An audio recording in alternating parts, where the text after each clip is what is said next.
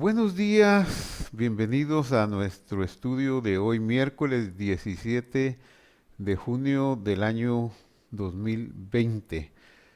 En la ciudad de Guatemala es el día que se celebra el Día del Padre, así que enviamos un cariñoso saludo a todos los padres que nos estén escuchando y aunque lo escuchen en diferido en un día que no sea hoy 17, de todas formas, siempre un saludo para los padres es valedero.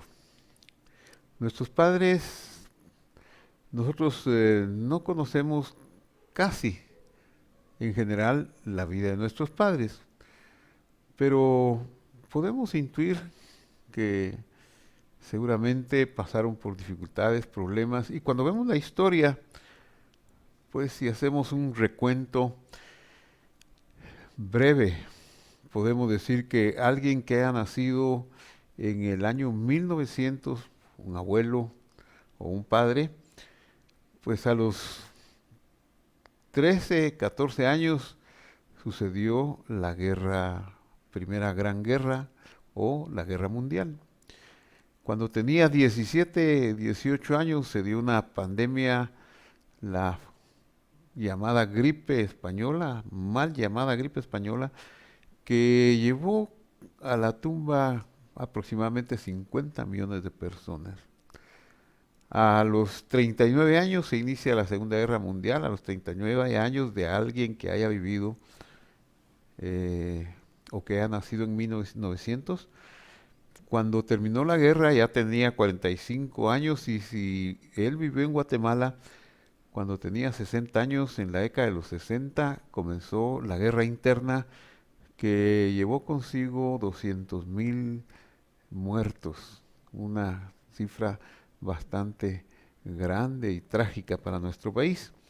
Así que todo eso lo sobrevivieron, lo sobrepasaron, sobrepasaron crisis económicas, políticas, revoluciones, y tal vez nunca nos dimos cuenta y pensamos que nosotros ahora estamos pasando una tribulación muy grande, pero no. En esta hora yo quiero honrar a los padres, la memoria de ellos. Muchos solamente podemos honrar su memoria porque ya no están con nosotros, pero el que tenga a sus padres vivos, aproveche el mandamiento, adquiera beneficios de ese mandamiento que dice, honra a tu padre y a tu madre para que te vaya bien y seas de larga vida sobre la tierra que el Señor tu Dios te da. Dicen que el premio por hacer un mandamiento como honrar padre y madre y otros más, casi la mayoría, el premio que uno pueda recibir, que ahí dice literalmente para que te vaya bien y seas de larga vida, todo eso son intereses, son como que uno pusiera 100 quetzales, $100 en un banco y le van a pagar 6 centavos de interés, por ejemplo. No es mucho, pero por lo menos gana algo. Pues de igual manera, cumplir el mandamiento de honrar padre y madre, la larga vida, que nos vaya bien, son intereses. Y el capital está reservado para el mundo venidero, para la vida eterna. O sea que el premio realmente de hacer los mandamientos de Dios no lo recibimos plenamente aquí, sino solo son anticipos. Honremos a nuestros padres, honremos su memoria y eso nos hará bien. Muy bien, después de este corto saludo para los padres, ahora vamos a iniciar el estudio sobre el libro de Juan. Es el estudio número 5 del Evangelio de Juan y el tema de hoy es el Hijo del Hombre. En este estudio, en este primer estudio que lo emitimos a las 7 de la mañana en la ciudad de Guatemala, estaremos abordando la primera parte y la segunda parte del estudio lo llevaremos a cabo dentro de unas horas a las 10 de la mañana. El Hijo del Hombre. Vamos a comenzar entonces con Juan. Nos habíamos quedado, habíamos visto ya los primeros versículos de este capítulo que enfatizan la deidad del Señor Jesús. Ese es el propósito del Evangelio en los primeros versículos, hacer una separación entre la filosofía de aquel tiempo, finales del siglo I, donde el gnosticismo y la filosofía, la religión griega estaba penetrando mucho los pensamientos, las ideas de la época. Y el Evangelio de Juan viene a aclarar desde el principio, desde el primer versículo, y a dejar muy en claro y muy enfáticamente la deidad del Señor Jesús. Bueno, entonces al día siguiente estaba otra vez Juan, Juan el Bautista, y con él dos de sus discípulos. Y mirando a Jesús que andaba por ahí, dijo, este es el Cordero de Dios. Esta declaración ya la había hecho. Este es el Cordero de Dios, eso lo vimos en el estudio pasado, lo que significaba, esta es la ofrenda de Dios, y que la palabra ofrenda significa acercamiento, o sea, estaba diciendo realmente, este Jesús que miran ahí es el que nos va a acercar a Dios. Esa es la idea de el Cordero de Dios. Luego continúa el relato evangélico y los dos discípulos lo oyeron hablar y siguieron a Jesús. Qué bonito, ¿verdad? No hay celo en Juan como podría suponerse, celo de unos y otros, ¿verdad? De colegas, pero no lo hay. Los dos discípulos, Juan elogia al Maestro, al Señor Jesús, y los discípulos lo siguen. Volviéndose Jesús y viendo que lo seguían, les dijo, ¿qué buscáis? Y ellos dijeron, Rabí, que significa maestro. Esta respuesta de ellos, Rabí, que significa maestro, tenemos que comprenderla en el contexto del siglo I. Rabí no es lo mismo que decir rabí hoy o un rabino hoy.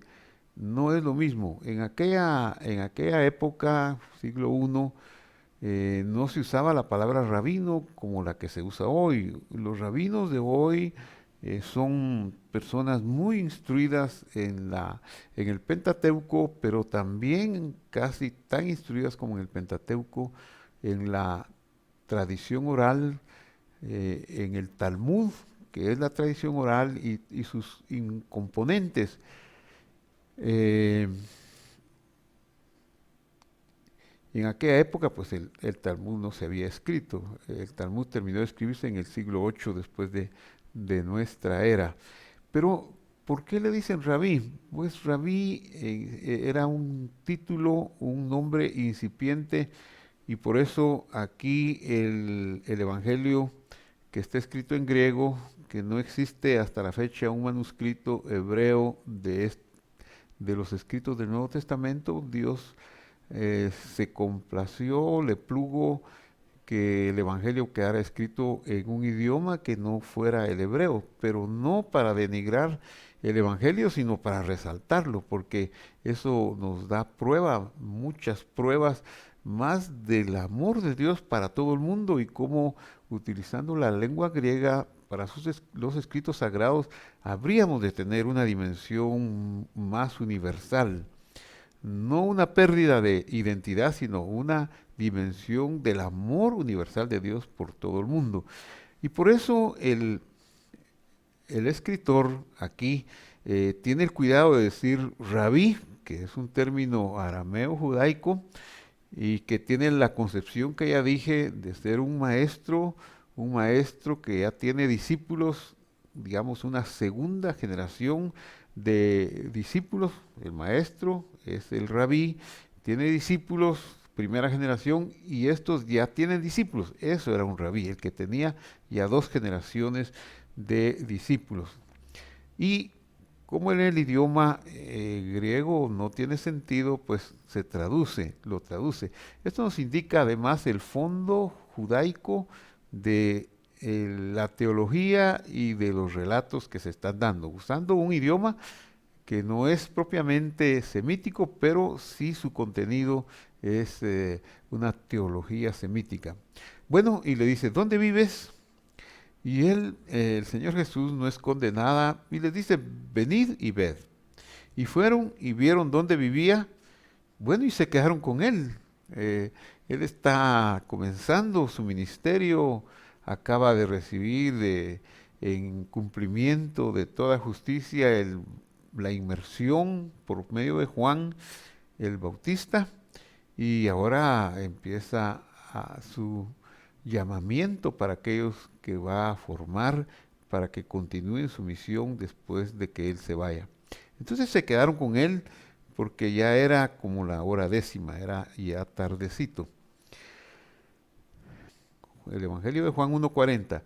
Entonces dice, Andrés, hermano de Simón Pedro, era uno de los dos que habían oído a Juan y habían seguido a Jesús. Cuando dice a sus dos discípulos, he ahí el Cordero de Dios, he ahí el Cordero de Dios, Andrés era uno de ellos y Andrés era hermano de Pedro.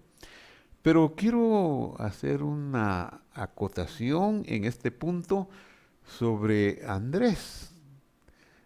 Andrés es un nombre griego y eso nos habla de cómo había pues ya permeado la cultura de ese tiempo, la influencia de los países circundantes, especialmente de la cultura griega, porque por varios años, cientos de años, la cultura griega, los griegos habían tenido una influencia profunda en Israel, al grado que muchos nombres eran helenizados, o sea, de origen griego. Y Jesús está aceptando a un discípulo con un nombre griego. Y aunque este era judío, pero tenía un nombre griego, ¿qué nos dice eso? Pues no solo de la influencia, sino también que este nuevo orden que está iniciando el Mesías, llamando a sus discípulos, enseñando del reino de Dios, nos viene a mostrar una nueva dimensión de universalidad. Ahora el amor de Dios va a ser predicado a todo el mundo, a todas las razas y a todas las criaturas. Por eso no he rechazado a Andrés por su nombre, sino que es uno de los más cercanos, hermano de Simón Pedro. Bueno, entonces continuamos y dice, aquel encontró primero a su hermano Simón. Miren ese espíritu, por decirlo de alguna manera, de proselitismo. A veces es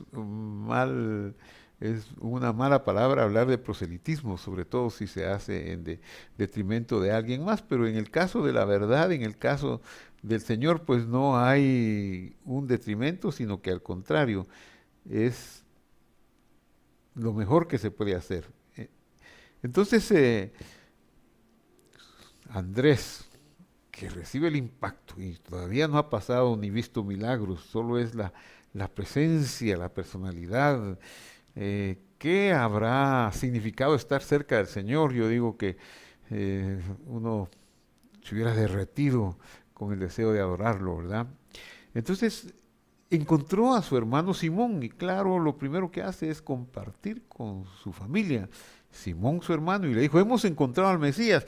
Andrés tuvo una revelación extraordinaria. Como digo, no ha visto ningún milagro y ya está hablando del Mesías. Hemos encontrado al Mesías. Y de nuevo nos muestra el Evangelio que está escrito en griego, pero que su fondo es judaico, su teología es de Israel, porque la palabra Mesías, pues es una palabra hebrea. Y aquí tiene que usarse, como el escrito está en griego, tiene que usarse una explicación que significa Cristo. ¿Qué significa Cristo en griego? Entonces en griego, Christos ¿qué significaba eso? Bueno, mire, es muy difícil para el idioma griego y para la cultura griega recibir la revelación que al pueblo de Israel le tomó cientos y milenios de años prepararse para recibir estas palabras como Mesías, como Cordero de Dios que quita el pecado del mundo, como perdón, como expiación, etcétera, etcétera. Por eso es necesaria una explicación. Y el idioma tuvo que recurrir, el escritor tuvo que recurrir a algo parecido, pero no encontró exactamente un equivalente. Pues ¿cómo iba a haber un equivalente si en Grecia no esperaban un redentor? Ellos tenían un panteón de dioses. Ellos tenían muchísimos, pero no esperaban un redentor de la humanidad como sí lo esperaba el pueblo de Israel.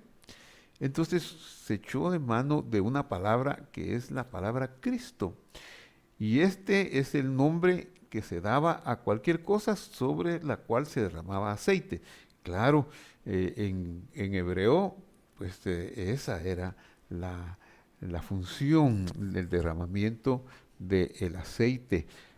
Pero el aceite no era sobre cualquier cosa, fuera una joya, fuera una comida, no. En hebreo el concepto era más específico, hablaba del derramamiento de aceite sobre una persona llamada por Dios, sobre un ministro o sacerdote, sobre el rey o sobre el profeta.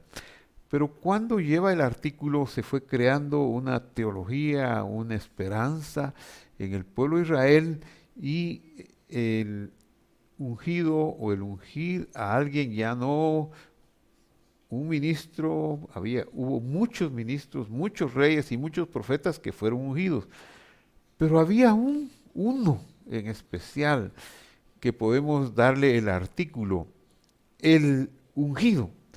Y una transliteración de la palabra sería el Mesías, el ungido. Mesías viene a significar también con las limitaciones de la traducción el ungido. ¿Cuál era esta palabra? El ungido en el idioma original era Mashiach.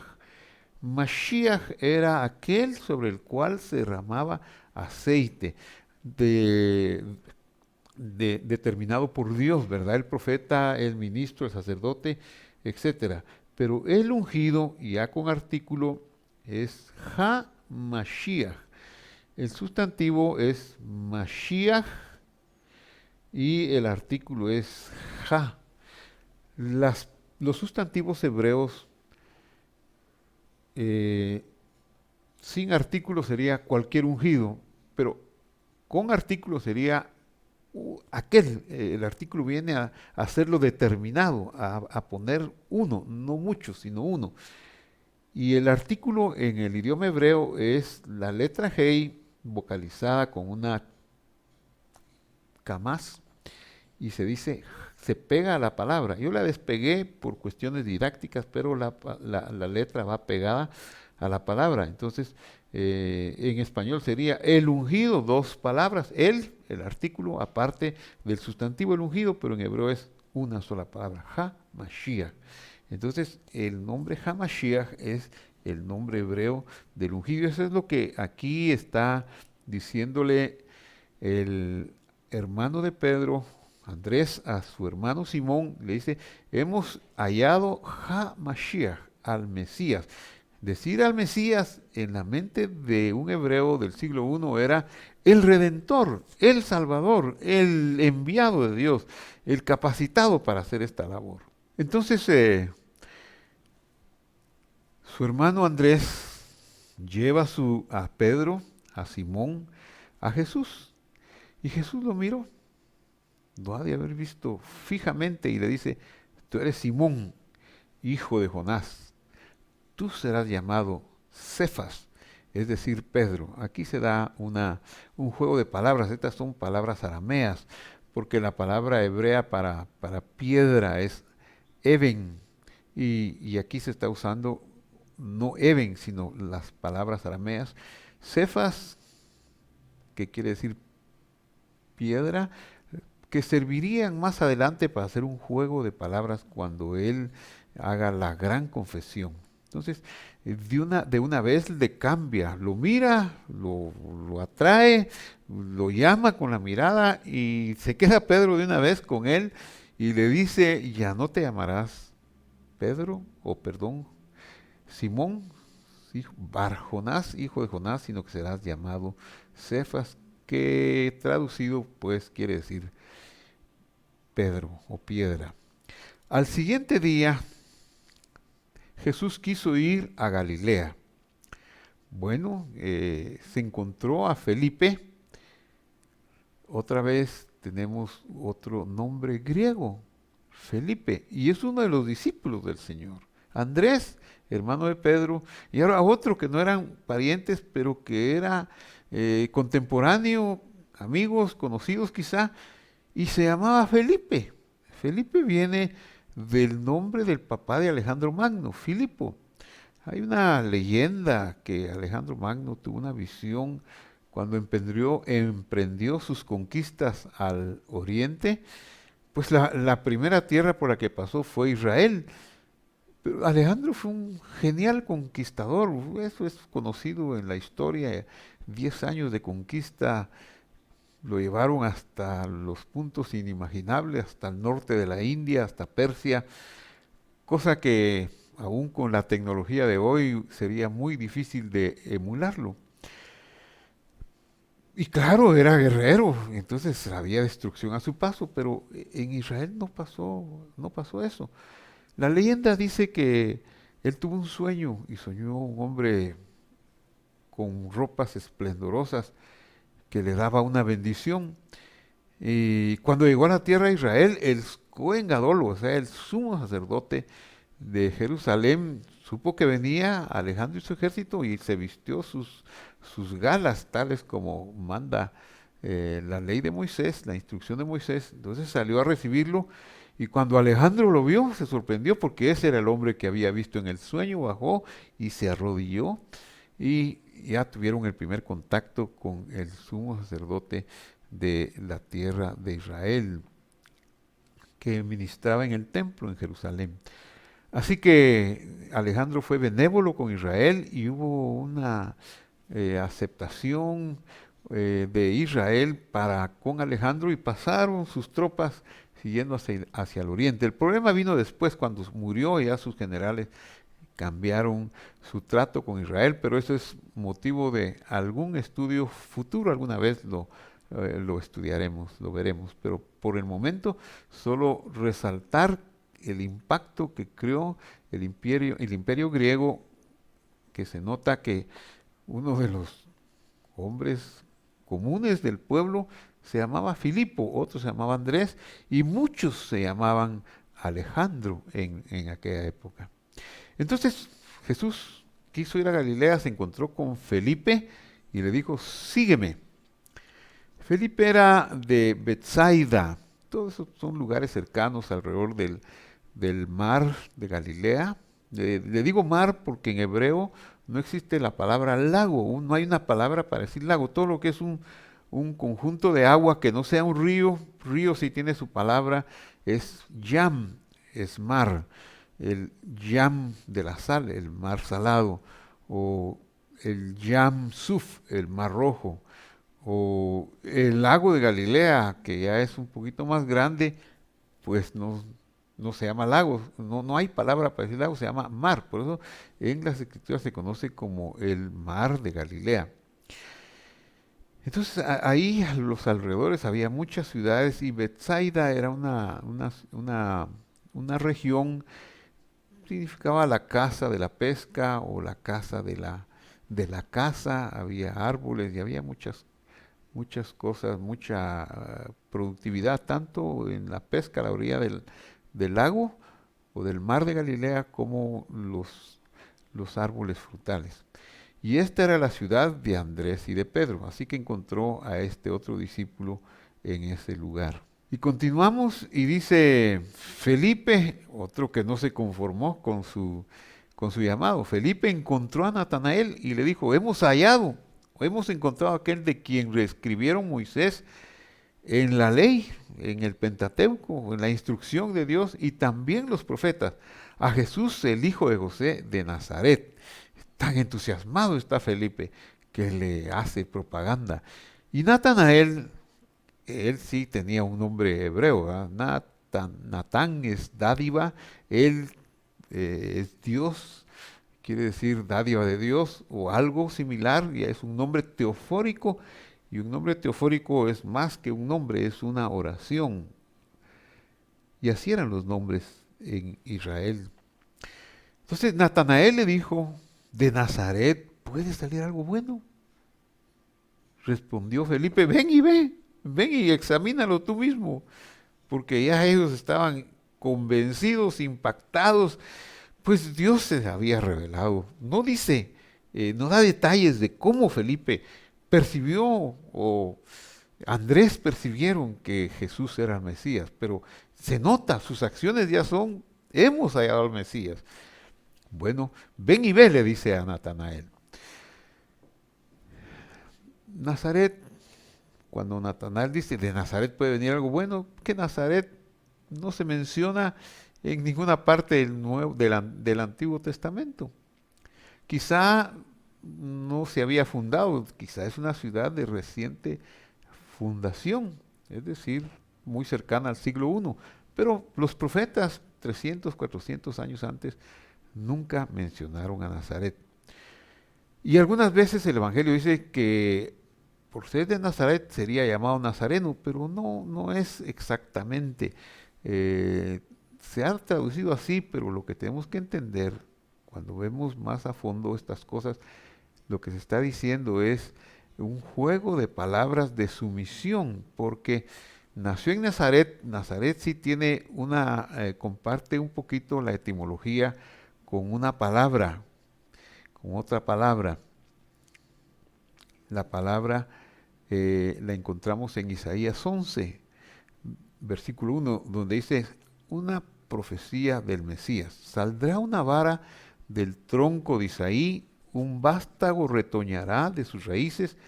La palabra vástago o retoño, o ese hijo de David, ese hijo de que vendría como redentor, es la palabra Netzer, Netzer.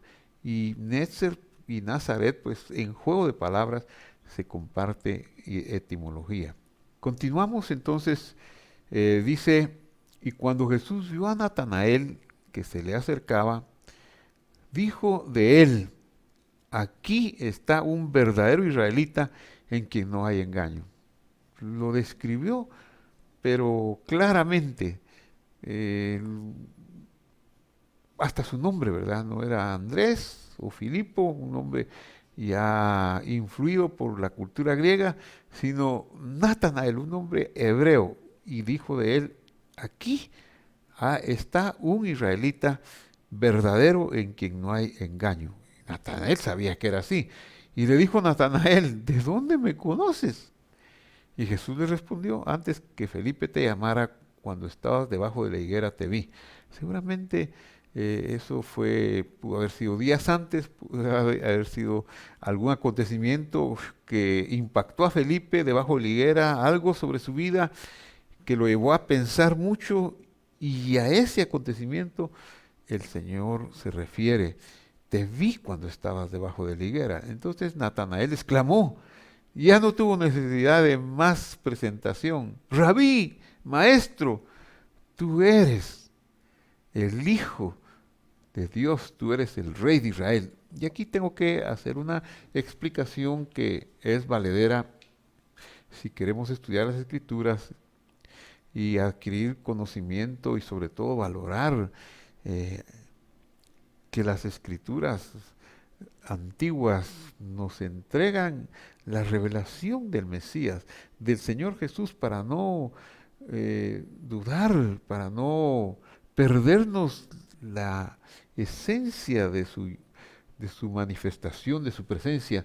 Natanael le dice, ya sabemos, ya explicamos lo de Rabí, pero le dice, el texto normal que nosotros tenemos le dice, tú eres el Hijo de Dios, tú eres el Rey de Israel. Ocurre que en los manuscritos más aceptados recientemente, usted sabe, la, la, la ciencia bíblica que estudia los manuscritos, que los escudriña para descartar errores o agregados o cualquier cosa que pudiera quitarnos de la esencia, pues ha ido evolucionando mucho en los últimos tiempos. No solo han sido los escritos de Qumran que nos vinieron a dar una confirmación de muchos de las escrituras del Antiguo Testamento, pero también en el lado de los manuscritos griegos ha habido un gran avance. Erasmo de Rotterdam, el sabio holandés que nos dio el Textus Receptus, el que sirvió de base para nuestras Biblias a partir del siglo XV, del siglo XVI en castellano, tuvo escritos a su consideración, a su vista, de aproximadamente 2 siglos antes, siglo XIII. Pero han habido ahora escritos mucho más antiguos, escritos de hasta el siglo IV, y hay un trozo del Evangelio de Juan del siglo segundo. En esos escritos más antiguos que se han analizado con mucho detenimiento, no aparece la palabra hijo, sino que dice directamente que Natanael exclamó: Rabí, tú eres el de Dios, el de Dios, tú eres el Rey de Israel. La deidad del Señor está otra vez en, en manifiesto, se está declarando aquí. Muy bien, queridos televidentes, queridos hermanos, vamos a dejar el estudio aquí, continuaremos en el próximo segmento, en la parte 2, que será dentro de 2 horas, a las 10 de la mañana. Les ruego estar pendiente, estaremos hablando ahí del más revelación que Jesús da en este encuentro con Natanael. A 2 versículos hay unas revelaciones extraordinarias sobre el Hijo del Hombre. Puede cambiar su perspectiva sobre el Hijo del Hombre, sobre la declaración Hijo del Hombre. Quizá no la tenemos como es, pero estoy seguro que en este estudio vamos a tratar de sacar esencia. ¿Qué significa el Ben Adán? ¿Por qué Jesús decía el Hijo del Hombre? Muy bien, entonces lo dejamos aquí y lo quiero dejar con esta declaración de Natanael. Tú eres el de Dios, tú eres Dios, en otras palabras, el Rey de Israel. Y esa es la clave. Si nosotros creemos que Jesús es el Rey de Israel, o si nosotros creemos que Él es Dios, que Él es el Mesías, el Redentor del mundo, eso es el gran logro. Esa es la revelación que solamente puede ser dada por el Espíritu de Dios. Se necesita una nueva alma para eso. Se le llama como un nuevo nacimiento. Nosotros a la fecha, nosotros antes de esa revelación lo que tenemos somos organismos vivos. Tenemos un pescuezo que respira. Esa es la palabra que se ha traducido muchas veces como el alma sensitiva, el alma animal. Pues sí, es el alma animal, el pescuezo, el que respira, es lo que nos da vida, un organismo vivo. Pero cuando nosotros, como Natanael, como Andrés, como Pedro, como Felipe, podemos ver, no a un maestro, no a otro más, sino a Dios mismo, al Redentor en la persona del Señor Jesús. Algo ha pasado, y ese algo es que el Espíritu de Dios, el poder de Dios, que es el Espíritu Santo, nos ha dado un atisbo del mundo venidero, un alma que se parece a Dios, una Neshama. Nishmat Haim, dice, que es lo que nos ha dado según Génesis 2.7, cuando Dios sopla en Adán el Nishmat Haim. Esa es el alma que nos permite ver a Jesús como Señor. Yo quisiera hacer una oración y que no quede este estudio solamente como un estudio que incrementa nuestro conocimiento, sino que pudiera este estudio esta oración, elevar tu conocimiento al grado de tener Nishmat Haim, de tener una vida eterna a través de Jesús, el Mesías, el ungido de Dios, el que quita el pecado del mundo.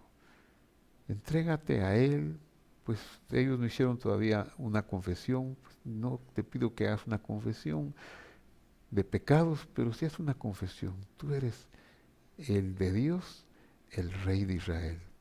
Dile ahora, tú eres el de Dios, el Rey de Israel. Cierra tus ojos y dile, tú eres el de Dios, el Rey de Israel. Díselo, díselo ahí. Tú eres el de Dios, el Rey de Israel. Seguramente a algunos de ustedes Dios les ha hablado y les ha hablado y les ha hablado. En este momento acepten esa voz y díganle, tú eres el de Dios, el Rey de Israel. O díganle, tú eres Dios, el Salvador del mundo. Padre que estás en el cielo, en el nombre de Jesús pongo a todo aquel que está teniendo un acto de contrición, de elevación, que tú estás mostrándote y revelándote para que te vean como el de Dios, el Rey de Israel, el Salvador del mundo. Que tú acojas a todo el que viene a ti, como acogiste a Andrés, a Felipe, a Natanael, a Simón, Pedro, que así acojas, Señor, al que está haciendo esta declaración. Tú eres el de Dios, el Rey de Israel. Gracias, Padre, en el nombre de Jesús. Amén y amén. Nos vemos más tarde este mismo día a las 10 de la mañana, hora de Guatemala. Y a todos los padres, feliz Día del Padre, hoy 17 de junio. Que Dios nos bendiga, que Dios nos cure, que Dios nos sane a todos.